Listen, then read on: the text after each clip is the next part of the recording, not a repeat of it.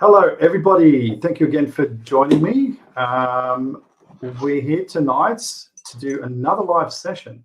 And I think we might do a couple of these in the future because the response has been quite positive. So we thought, hey, why not continue doing it? Today, we're going to be talking about the documentary, of course, a little bit more. And also how that's been progressing and basically going to be talking about all things Bigfoot and Yowie. So I hope you guys are tuned in. Sit back, relax, grab a pack of chips, and hope you enjoy the night. Now, tonight with me, I have Believe Paranormal and UFO podcast hosts Kade Moir with me. G'day, Kade. How you going? I'm doing very good, Attila. It's funny to be on the other end of this type of interview situation. I was actually going to say, this is not a normal setup for you. It's usually the other way around.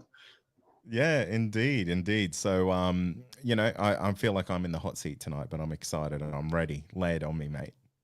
Excellent, excellent.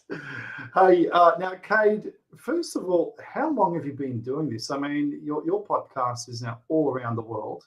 You're quite well known, and you've been going great guns ever since you started. So, yeah, tell us a little bit about how you started and actually what got you into doing this. So the podcast it's been going for about probably about 3 years now, and the honest truth, the reason I kind of started it was I used to listen to a lot of podcasts quite like this. You know, there's like the Confessionals, Sasquatch Chronicles, and things like that, and they all really had this really cool mix of stories. But I noticed there wasn't a lot of Australian stories in there, so I kind of noticed that there was that, I would say, a hole in that market there, and I figured, geez, why not give it a go? Because Australia's got this incredibly rich history behind it, and Mm. so many untold stories out there. So I figured, you know what, I'm going to do it.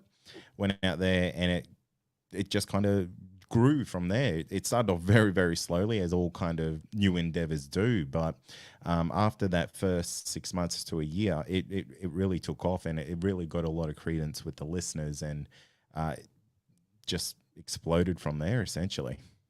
Mm. So do you get, I mean, you probably get people from overseas as well, who obviously putting in their reports and everything else. But what would the ratio be? Because obviously now you're international. What would the ratio be, say, people who are sending in their reports or requesting an interview based from, let's say, overseas as compared to Australia? You know, at the start, it was all Australian based. That's just where our listener base basically was. But as the show grew, it really did. It grew fantastically internationally, and I would say half of the submissions we get for the show come from overseas. The biggest issue is lining up the time difference for the recording time. So Mm. the ones that kind of make it through to the show is about maybe 2 episodes out of every season. So that's 2 out of 10 episodes might be international Mhm. experiences. But the amount of contact that we get from those international listeners is quite high, which is, Mm. I think that's fantastic. Mm. No, it's really good. So how would you compare, say, the really freaky stuff that's coming from overseas, as opposed to what we get here in Australia? Do you think that they're equally as creepy or unusual? Yeah. Or yeah, how would you classify, let's say, the volume that you get from overseas, let's say from the States as opposed to Australia? Well, I can relate Yowie and like Bigfoot or Sasquatch encounters fairly similarly, but I do find that the Australian encounters with these creatures, they just seem to be far more aggressive. And Mm, the all the encounters that I hear from the states all seem to be fairly, I guess, not placid in a sense, but they're not an aggressive in the sense where things are getting to almost a physical altercation. It's kind of they're roaring, or they're kind of knocking trees. Whereas here in Australia, we get a lot of rock throwing, a lot of branches getting thrown. It seems like these encounters come in a lot closer than over there. But I always have to keep a very open mind. Is that could just be the luck of the draw of the people who are contacting me have had mm, the more aggressive encounters, because for every aggressive encounter that comes on my show, there would be 100 um, fairly placid and tame ones that people would, potentially share on like AYR or other Mm. platforms as well, because scary stories make for better listening, and it just so happens that those are the ones that seem to contact me, so that works out well for me.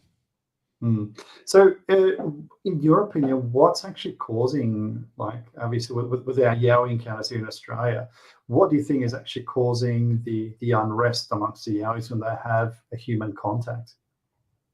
Yeah, Why it's do you really think hard they're to so aggressive?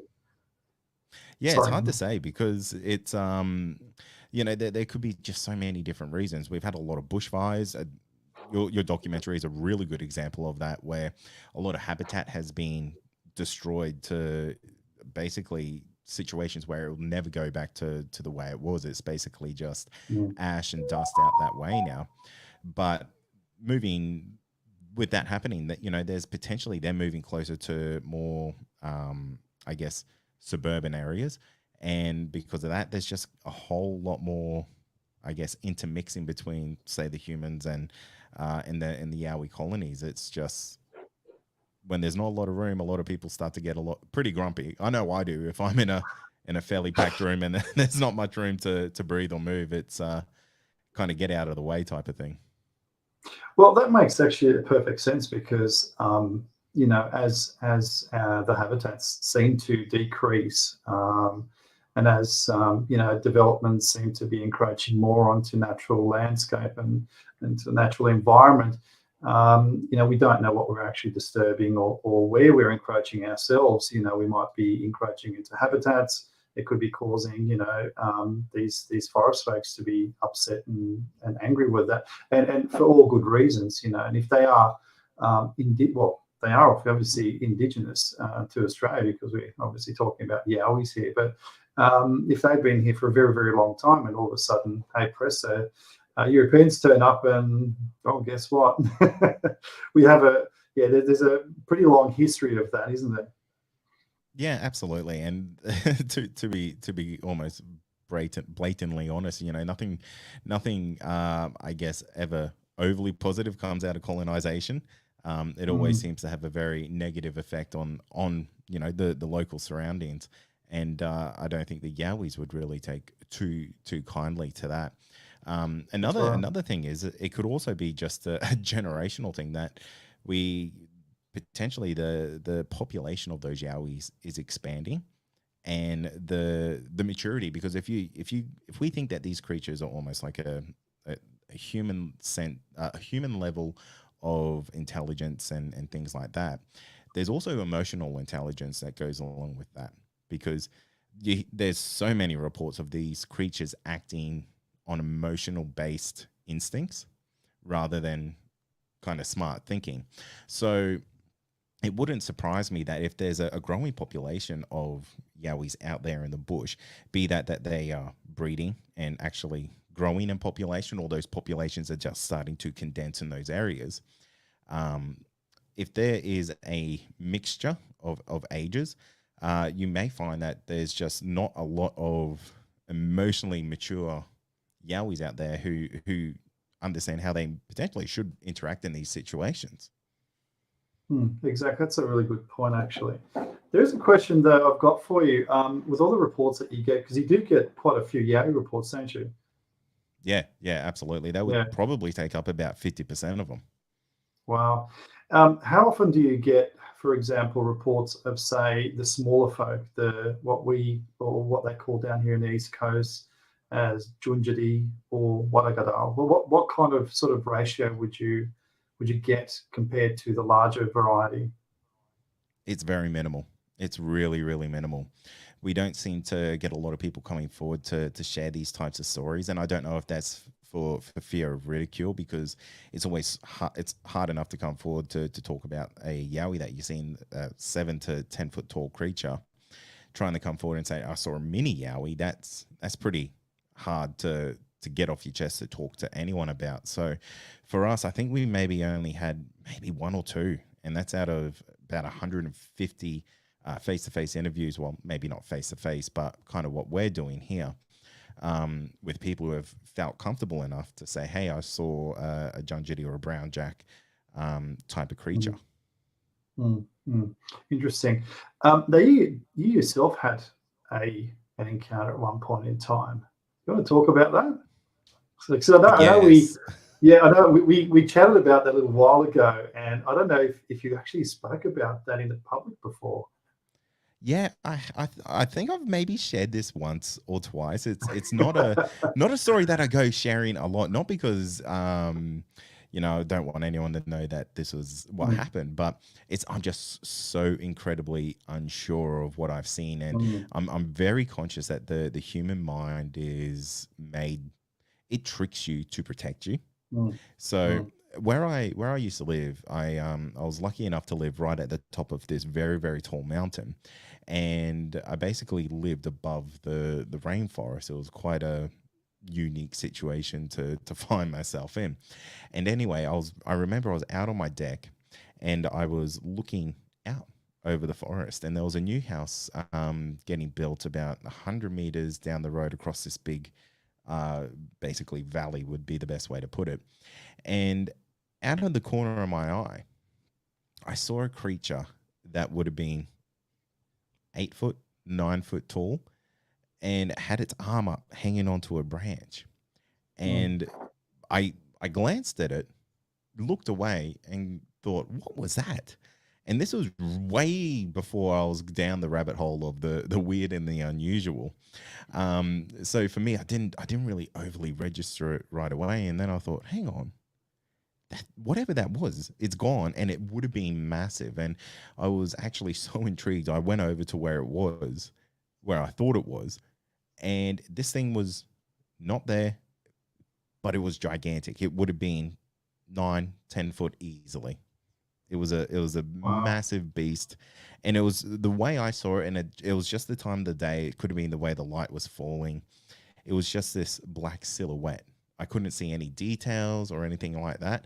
But again, it was also just a very fleeting moment out the corner of my peripheral vision, and it was enough to make me really question what was going on.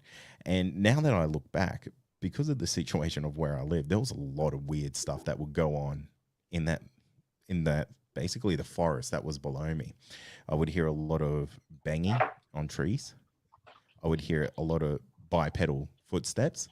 I even remember finding one time a goanna just pulled to Mm. bits, which is just incredibly unusual activity. That maybe it was a fantastic fight that this thing had with another goanna, or maybe it was a cassowary. Who knows? But it was really really unusual. So looking back at it, it's all those little pieces kind of makes me lean. Could have it have been? Maybe. But again, I'm always fairly skeptical when it comes to myself, because it could have just been a trick of the mind and a trick of the light. So how often do you have the trick of the mind, trick of the light, though? Just a Too much question since for knowing you. Too much since knowing you, mate. it's Oh, it's funny. It's funny because actually it was recording our interview for your documentary mm, that the first weird stuff really started to happen at my office. movements. Yep. Yeah. Yeah, and you were on. We were basically doing a Zoom call, and you're like, Kate, I can hear children laughing in there. I can hear That's right. something going on, Yeah. and Yeah. there was absolutely nothing. And you were freaking me out to the point where I had to like do little looks around and things like that, and I couldn't hear what you were hearing, but Yeah. apparently you could hear the children laughing in the background of us talking. Yeah, it came through. It was really weird, and that wasn't the first time it happened, mate. It was like we've spoken quite a few times, and even on one of your shows, I think, where we had audio problems, or you had some kind Yes. of yeah, there was just really weird electronic interference that was happening. So yeah, yeah. But look, I mean, the reason why I'm asking, because I think a lot of people tend to over analyze their own encounters, and makes you wonder how many people are there out there that've actually had an encounter, a genuine encounter, and thought, no, I didn't see that. It was just a trick of my mind, or auto suggestion, or I watched a documentary last week and my mind is playing tricks. It wants to see this, or could have been something else. And makes you wonder how often people have actually missed out on encounters because they thought over rationalized their experience. Yeah, What are your I thoughts think on that that? happens. I think it happens all the time, to be honest, Mm, because I think people are just, oh, that's the bush. The bush is always just making weird noises. Um, I think it happens a lot to hunters, and I think hunters don't want to talk about that type of stuff because mm, hunters are they're super passionate about what they do. And if you know a hunter, especially here in Australia, especially well where I live, um, people seem to almost base their entire lifestyle around it. Like they would build their cars to be the perfect kind of pigging machines and things mm, like that. So for people like that, I think they see things, but they will never admit it because they would potentially have to face the reality that there's something bigger than them out there in the bush, and mm. something that is something that is potentially extremely dangerous. Yeah, that's a good point. But I also think that the fear of ridicule really amongst, because it's a Yeah, reasonably, if the way I interpret, they're reasonably close knit communities. So someone who'd spill the beans on a Yowie encounter, for example. I mean, makes you wonder how that person would, how his friends or his colleagues would actually respond to that story. Yeah, because ultimately, nobody likes to be teased, especially if you did have a serious encounter. And yeah, you just again, makes you wonder how many folks are there out there that have had encounters like that and don't want to come forward. But if there is somebody out there that's listening, um, he's the best man to talk to, Kade Moir, to actually go on the show. What we're going to do is, if we can just pop on to and have a look at Kade's Facebook page so the good people can actually have a look at Kade's Facebook page. And even if they send you a message through Facebook or phone you, how can they reach you? What's the yeah. best way of reaching them? So there's a couple of ways. The best way is to send me an email. I think I got the email on the Facebook page. If not, it's definitely on the website. I've got Mm-hmm. a special form on there. But yeah, you can always message me through the website. That's a really cool way, especially if you got lots of evidence that you want to shoot through, because Mm-hmm. it's super Oh, easy there to we kind of go. just yeah, so that's our listener community. So that's where all our listeners of our podcast basically go and chat about things, and that's really cool. That's one of the accidental knock-ons of creating the podcast, is that it also kind of created a community around it of very like-minded people, and Yep. it nearly everyone in there. I don't think I've had really any trouble with anyone in there. They're really understanding. They're really compassionate, and they're really understanding of basically everyone who comes on the show. So it's thanks for showing that, because everyone in there, I appreciate every single person that basically joins that community, because it's kind of like the safe place to talk about all that weird and wonderful stuff. Oh, look, I mean, I've listened to your podcast religiously, and it's some fantastic stories. I mate, I've got to hand it to you. You do a bloody good job, and my hat down to you, seriously, for allowing people to find a platform where they can actually report their sighting, either anonymously, or they can I guess well, they can disclose who they are if they wish, if they want friends and family, and who knows what to also know that they've had that experience. So good on you for doing that, mate. Because I think having AYR out there is fantastic. The guys are fantastic researchers. I guess if anyone's out there wants to report their case, it's another platform where they can report it. But if they if they want to tell the world, so to speak, through a brilliant podcast, I believe is the way to go, guys. It's a fantastic podcast. So, mate, it's been really really good to sort of. I mean, we have known each other for a couple of years now, and kind of at the I think you were your first year, I think, when we first started chatting. But you've also you also played a part in quite an important part in the documentary film too. So, can you talk a little bit about that? Because we've actually got a clip on that, which we will bring up shortly. Now, I will have to apologise up front because the streaming is a little bit hazy going on our end. It's the internet's not that great. But coming back to you, I want to just a little bit talk a little bit about your part of the documentary or your participation. Yeah, it was a real treat. Firstly, I want to say thank you for inviting me onto the documentary to play the small role that I had in there, because while it's that small role, it kind of has that integral connecting element between the real hard yards that the AYR crew do, the work that I do to share people's encounters, and you actually speak to Glenn, who was the person that kind of is our connecting tissue between everyone, because he was the individual who had this firsthand encounter with a gigantic Yowie, and quite an aggressive one too.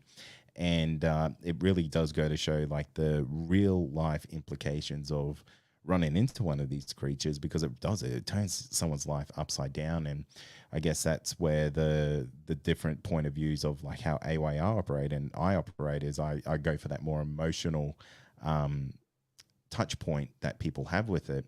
And that kind of, I felt like that in your documentary, that was the perfect molding piece between the research side and that personal, more intimate side of these encounters. Well, it is largely based on reality, mate. Because when I get in the car, a podcast comes on as I'm driving up from Sydney to Queensland. That actually happened. So we were actually listening to your podcast. But what we'll do now is we'll actually play that clip for the good people, which is a clip from Tracking the Law, where Kade, you participated in and got to interview you. Absolutely. Very.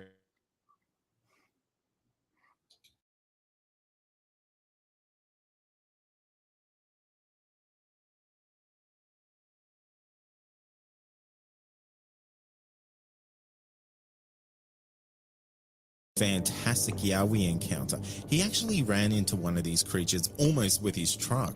We get all kinds of stories on the podcast. It is completely open to anyone who's had an unknown or an unexplained encounter. They range from anything from the typical Yowie encounter to some of the most out of this world UFO experiences. Yowie encounter stories and experiences are a fairly common thing for the podcast. A majority of the Yowie encounters that we seem to experience on the podcast come from the southern region of Queensland to the central coast of New South Wales. Like, I'm sure there's other people that have had encounters that are just too embarrassed or too scared to talk about it. Yeah, absolutely. I mean, that's the whole reason that we do this show. I interviewed a gentleman by the name of Glenn, and he had this absolutely terrifying Yowie encounter on the Gold Coast hinterland in southeast Queensland. And essentially, while he was working, he was driving his truck down this hill, and this large red Yowie barreled down onto the road right in front of him. It's turned, it's landed on the road, and stood up, and it was a monster. And this isn't the first time that we've heard about this creature, and the creature has a name of Big Red in the area, and he's especially aggressive to anyone that kind of encounters him. I was delivering.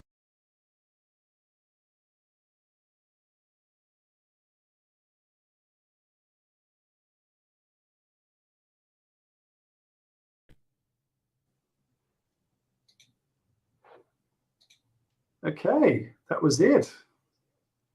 Big Red strikes again. Big Red, yes. I was going to say, please excuse us for the delays in the technicals. It's there's a bit of juggling going on. So, so Big Red. Have you heard of Big Red since? I have. I've actually interviewed one other person who had an encounter with Big Red in a very similar area, Mm, and he had it with a friend of his, and the friend actually kind of begged and pleaded with the guest who I interviewed that it just doesn't get aired. So for me, Big Red is a well known character in that area, and he's actually quite a frequently appearing Yowie in that region, even within the AYR kind of records as well. That's interesting because it seems to be a reoccurring incident, and I mean, who knows how long Big Red has been, hanging around there. I mean, has anybody indicated any earlier reports than those of recently? Yeah, it's really hard to know how long he's been in that area because Mm, um the I don't know, the thing that is with these Yowies is that I don't know if they migrate around, but they definitely seem to have almost a path where they get spotted regularly. And for me, I'm not smart enough to kind of do the do the numbers to find out if that is like a migration path, because no animals in Australia really do a migration. Um, but it would be really interesting to see if the AYI actually has records on that, because you may be able to follow a path and have a predictable layout of when this gentleman Yowie will make an appearance again, because it's not very often you hear of many kind of ochre red Yowies roaming around the countryside. mm, mm. Now, in the documentary, you actually said that most of your Yarra report seems to be coming from the east coast, from Queensland down to the central coast of New South Wales. Is that still the case, or do you actually get some reports from more remote regions of Australia? It's majority the East Coast. It really does seem to be quite a hotspot for Yowies, especially in that kind of Gold Coast hinterland area, all the way down to the Blue Mountains. It is just prime area for Yowies to really live. I have gotten reports of Yowies more inland, but they are very few and far between, and to the point that because those inland communities are very small, the people aren't overly keen to come onto the record to talk about it, because again, the fear of ridicule is still quite high in Australia when it comes to Yowie encounters. When it comes to UFOs and stuff, people seem to be far more open minded, but Yowie encounters still seem to be that really hard middle ground for general public or just everyday people to connect with when someone has had an encounter, which is very unfortunate. Mm, mm. Now, there's a question, I guess, or there's a lot of theories being thrown around, not just in Australia but overseas, over in America, about the a relationship between, say, UFO encounters or nocturnal lights and Bigfoot or Yowies. What are your thoughts on that? Oh, it's a massive rabbit hole to go down, isn't it? Mm, Because it is. it you hear of these really almost kind of superpower like powers that these creatures have, where they seem to be able to run incredibly fast, like to the point where it's almost hard to see them with your eyes in pure daylight. Mm, You hear stories of them kind of turning into a predator type entity where you can kind of see this fuzzy outline of something there, but you can't actually see the creature. And then there's also many reports of these creatures just kind of vanishing right before people's eyes. I've heard countless stories of people saying that they've seen one crossing a small pathway in front of them, and it literally disappears mid stride, just vanishes into nowhere. mm. Interesting. Very interesting. Now, I've got one other question for you, because I wouldn't mind opening up the chat here for the good people there, see if they have any questions. Your thoughts on, because it was also part of the documentary, mind you, towards the end, but dogman encounters in Australia. How many have you been getting recently? So apart from the ones that you've got on your podcast, have you been getting a lot of chatter about that? I get a little bit, not a lot.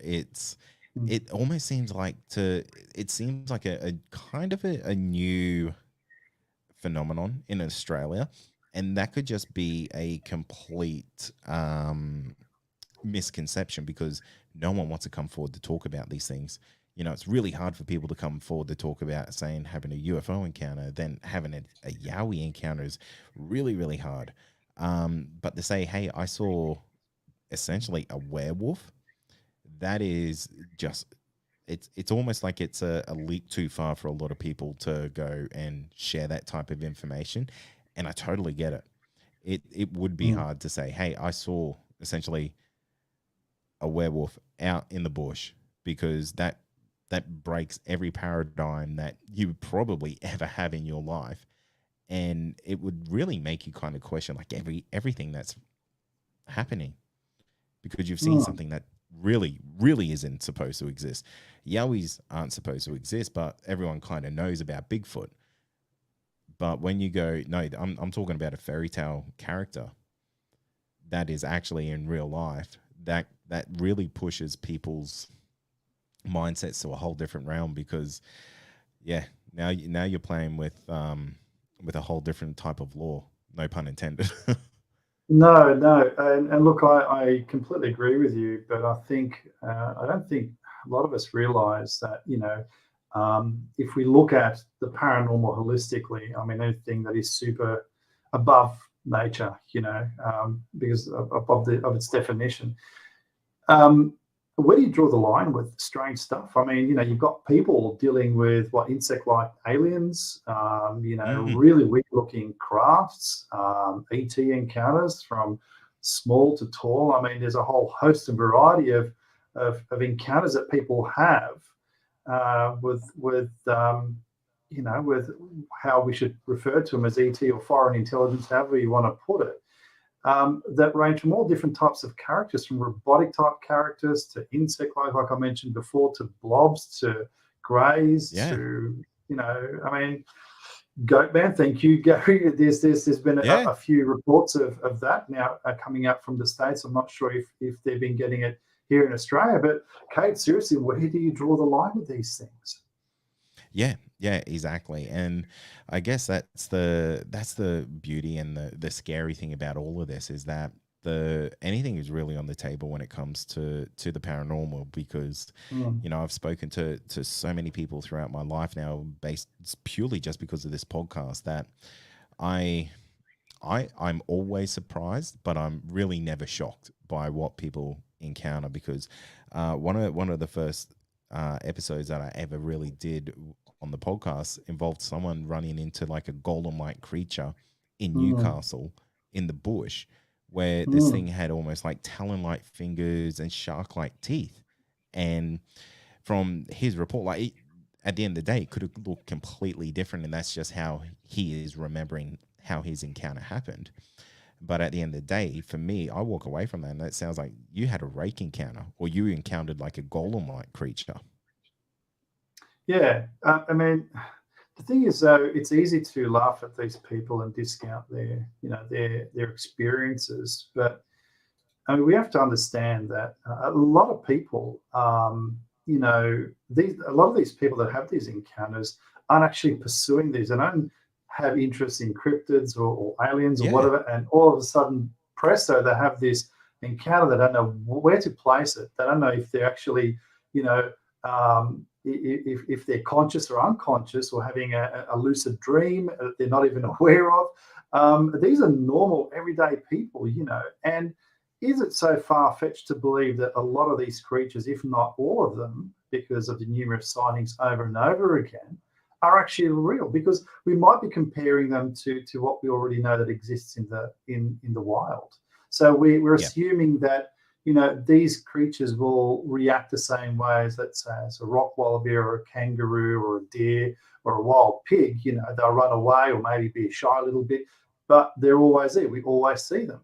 Um, it seems to me, and correct me if I'm wrong, that we are dealing with a whole new level of intelligence here. And they vary from extremely smart and cunning to those that are very, very extremely shy and they don't want to show themselves, but they're there. They're motionless and you could walk past them and you wouldn't even know they were there.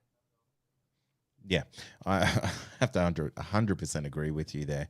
Mm, You know, my world has kind of been turned upside down, even just from like hearing the stories that you've shared on the podcast with me, because some of that is just some of the most mind melting type of information that you can't categorize it really, because mm, each of these situations is so different. And the funny thing about the whole paranormal aspect is that, it could choose to show its way to you in a way that's different from the person standing next to you as well. It mm, it doesn't really play by any rules that I guess the human mind makes up. And you're spot on about the whole the people who experience these things usually aren't the ones going out there to look for it. I mm. always say, the weird and the wonderful, it doesn't discriminate. It doesn't matter who you are. Yep. If it's your time to have an encounter, it's your time to have an encounter. Mm, And we've had some really high level people come on the show. Like, when I say high level people, that would be more so like very highly educated people. We've had doctors, we've had a surgeon come on the podcast, we've had police officers. There's even a lawyer has come onto the podcast to share their kind of encounters. And it's these people, they do it under obviously a fake name, but they're not the people who have anything to gain by sharing a story like this. If it So a ever lot got of out probably, that sorry, go ahead. oh, I was just going to say, if it ever got out that, like say Mm. Surgeon Joe Smith said he saw a Yowie, like what would that do to his professional career? Absolutely. These people are professional observers, so they know what they're seeing. They know that Yep. what is in front of them is out of the ordinary. And where you say Kate, that if you have two people, they may describe things differently, or they may have different experiences. I think it comes down to the way our mind is interpreting that form of reality. Because if you're not used to seeing something like that in the wild, the first thing the mind's going to do is try to associate it with something that you already know. So, Absolutely. It'll pull that with, puzzle piece in. exactly, try to make sense of it. Now, Shane's got a question there. Has there ever been reports of chupacabras in Australia? No, not that I know of. There very well could be, but no one's ever come forward to the podcast to share anything like that. To be honest, the only thing that whenever I think of like the La Chupacabra, I always think of cattle mutilations, because they almost seem to go a little bit hand in hand, because you hear of like very obscure animal mutilations related to those chupacabra experiences, but I've heard lots and lots and lots about animal mutilations, but nothing in regards to the chupacabra. Do you think the encounter in Newcastle, that golem type creature, could potentially be one? Hmm. It's It could be. I'm still very much on the fence that it was more like a golem type creature, just because of the way it operated.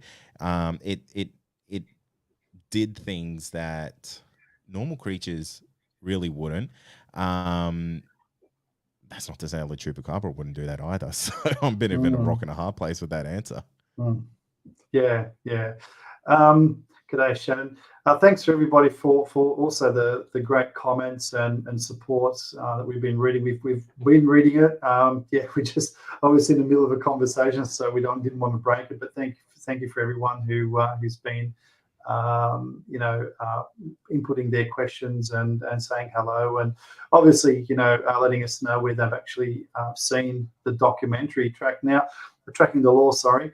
Now, just a bit of an update. I'm not sure if I have updated everybody now, and most of you would probably know now that Tracking the Law now is available on Google as well, Google Play. Obviously, with all the other platforms, I've actually put most of them on to the Paranormal Investigators website. So if you go to paranormalinvestigators.tv, and if you access the Tracking the Law on the main page, you'll see that there are some links there, not to all of them, but to some of the actual platforms. And a few of them are actually accessible for Aussies as well, which has been really, really good. The distributor really sort of come to the game, and after having a few sort of pesky emails sent to them from myself, they understood that, okay, this is now an issue. So here we go. So this is the Tracking the Law page on our website. So as you can see, it's on YouTube as well. So on YouTube Movies. The distributor is Gravitas Ventures. So if you click onto it, it'll actually take you to Gravitas Ventures. But you've also got Microsoft there, Vimeo, and Google Play here in Australia, and also not to mention iTunes and Apple TV. So they're the ones that now we can access. So yay, we've now got the Aussies onto it too. So I'm really happy about that. Okay, look, thank you very much for coming on for tonight's chat. It's been really great to have you, and I know it's a bit strange being on the other side this time and being grilled instead of you doing the grilling. But mate, it's been an absolute pleasure. And look, as I said, if anyone's got any reports, just shoot them over to Kate if you want to go on the show, or if you just want to submit a report, go over to Australian Yowie Research and submit it over there. The guys will definitely look after you. And yeah, mate, you've as I said, you've been doing a fantastic job, and thanks again for participating in the documentary, and also coming on tonight. But before you go, we've got one more video to actually show the good people. Do you know what it is? I hope it's the one. I hope it is. I hope it's some B-roll footage. Not exactly, but I hope not. Well, I'm waiting with anticipation right now.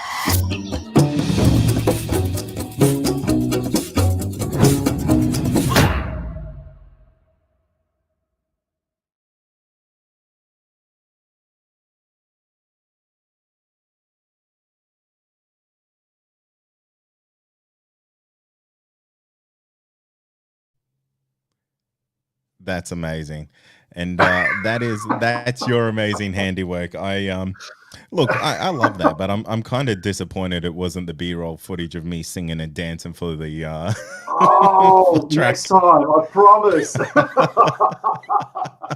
Oh, I was cacking myself when I was cutting that together. And here you are singing, "Oh, here I am, Attila." He's actually creating a song out of it. It's so funny. I actually made my editing a blast that day. I was pissing myself laughing, excuse the French, but it was funny. Oh, that's great. That's great. But yeah, That's thank you so awesome. much. That ad blew me away because the ad that Attila just played is for my my little side coffee hustle called the Cryptic Coffee Co. With its first blend of coffee called Angry Yowie. And yeah, Attila was kind enough to get someone to don the Yowie suit that he had for his documentary, and they all put this lovely ad together with Yowie Dan being the victim getting his coffee stolen, which I Yes. think is amazing. Yes. Yowie Dan was a star there, as well as the Yowie. But one thing that Dan didn't realise, that the Yowie was wearing thongs. Apparently. He would be proud. He'd be very proud because he hikes in thongs, apparently. Yes. Okay. Yes. Yeah. All right, mate. Look, thanks very much for coming along. And, mate, we've got to catch up soon. And look, for all the good people out there, thanks again for your support. And, yeah, just head on over. And also, if you've watched the documentary, feel free to leave a review. We'd appreciate that. And we hope everybody enjoys it. And, Kate, thanks again for coming on. No, mate, it was an absolute pleasure. And yeah, for everyone who has watched it, the best thing you can do is share it with a friend, go give it 5 stars and write something really positive about it, because that's what really tips it over for a lot of people to whether they're going to rent or buy that movie. So if you did like it, that's the best thing you can definitely do for Attila there. Thanks very much, mate. All the best, guys. Have a good one. Cheers.